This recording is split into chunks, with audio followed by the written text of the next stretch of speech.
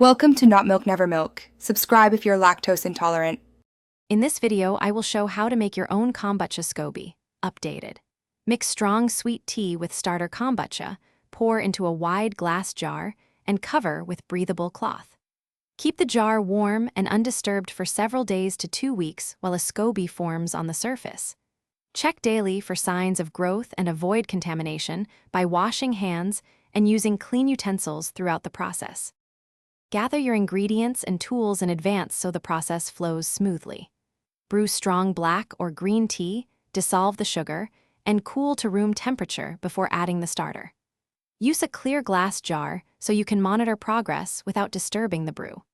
Make sure your starter liquid is unpasteurized and active, and measure temperatures to protect the microbes as they begin building the Scoby on the liquid surface. If you're finding this helpful, please subscribe and like. It really supports the channel. Quick recommendation: make meal prep easy with leak-proof containers that keep your bottled kombucha or snacks secure during brewing and cleanup. They are dishwasher safe and save time. I've linked a great option in the description along with other deals, so take a look if you want one. Thanks. Now let's get back to the video. Place the covered jar somewhere warm, out of direct sunlight, and resist the urge to peek often.